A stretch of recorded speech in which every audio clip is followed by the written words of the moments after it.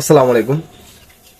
আজকে আপনাদেরকে এমন একটা বিষয় দেখাবো যে হচ্ছে আপনার আমরা যে বাসায় হচ্ছে আপনার পাতি হাঁস অর্থাৎ আমাদের দেশি হাঁস পালন করি বা চীনা হাঁস পালন করি। এই হাঁসে কিন্তু আমরা প্রাকৃতিক যে খাবারগুলো আছে সেই খাবারগুলো খেয়ে ইনশাল্লাহ আমরা পালন করতে পারি।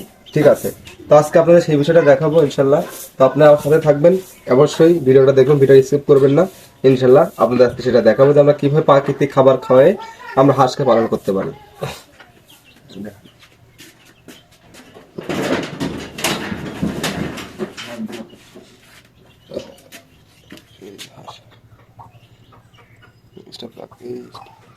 এই যে দেখতে পাচ্ছেন যে এটা হচ্ছে আমরা খাসি বলি বা জালি বলি, এটা দিয়ে ইনশাল্লাহ আজকে আমরা দেখাবো যে কিভাবে আমরা প্রাকৃতিক যে খাবার গুলো অর্থাৎ হচ্ছে হাঁসে কিভাবে আমরা প্রাকৃতিক খাবার খাওয়াই পালন করতে পারি। আসুন আমার সাথে আসুন।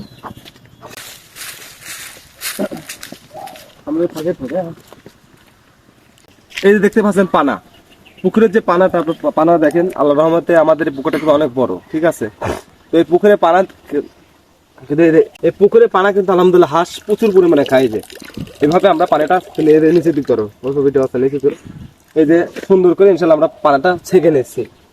তো ছেঁকে নেওয়ার পরে ইনশাল্লাহ এই বলটা ইনশাল্লাহ ঘুরে আমি হচ্ছে আমার হাঁসকে পানাগুলো ইনশাল্লাহ খেতে দেবো। দেখবেন খুব সুন্দরভাবে তারা পানা খাবে।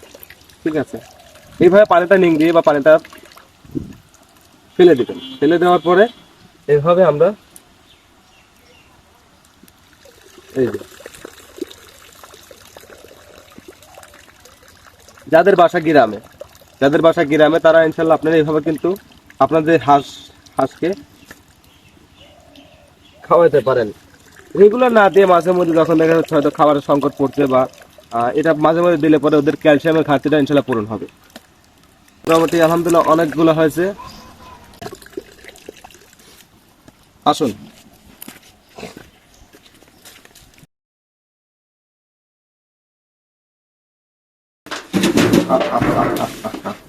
এই যে দেখেন, দেখতে পাচ্ছেন মানে হাঁস কিন্তু খুব সুন্দরভাবে খাচ্ছে। দেখেন, ভালো করে দেখাও।